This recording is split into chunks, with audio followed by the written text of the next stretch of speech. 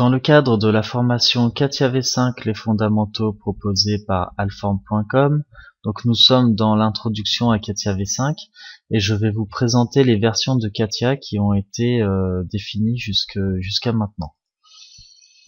Donc, je vais vous présenter les différentes versions de CATIA. Donc, l'historique de CATIA. Le lancement a été fait en 1988 par la version CATIA V3. Tout simplement parce que avant, CATIA était un logiciel qui était utilisé uniquement par Dassault et par certaines sociétés, et il a été rendu et vendu au public à partir de la version V3, donc en 1988. Ensuite, il y a eu la version CATIA V4 qui a été lancée en 1992, donc elle qui était totalement en anglais. Et donc moi j'ai connu cette version il y a une dizaine d'années lorsque j'ai démarré. C'était une version qui était en 3D déjà en 1992 et elle ressemblait beaucoup aux anciennes méthodes de conception 3D de type microstation. Donc c'était pas évident lorsqu'on connaissait déjà par exemple CATIA V5, c'était pas évident de faire du CATIA V4, mais CATIA V4 existait uniquement sur les stations Unix. Donc l'environnement Windows c'était ingérable avec CATIA V4. Donc ensuite Dassault Systèmes a lancé CATIA V5 en 1998. Donc là, c'était une révolution complète. Le logiciel a totalement été remodifié. Donc c'est le logiciel actuel qui est utilisé à 80% des sociétés qui utilisent CATIA encore. Ce logiciel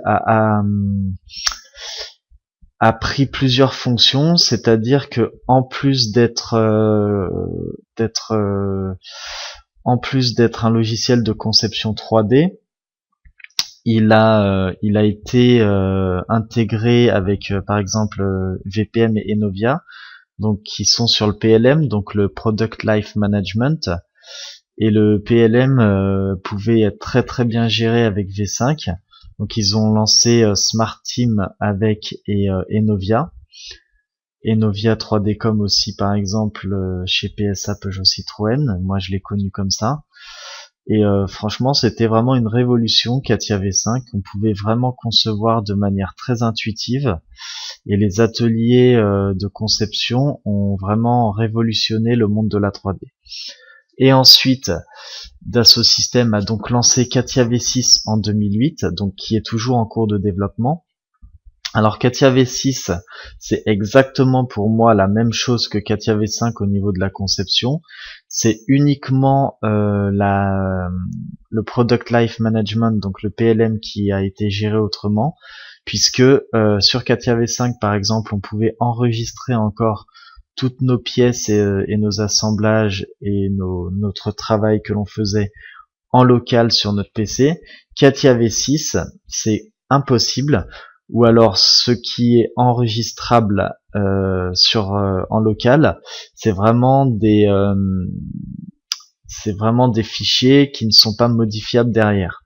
Donc là, CATIA V6 est toujours en cours de développement. Il est utilisé par environ 20% des sociétés qui utilisent CATIA à l'heure actuelle.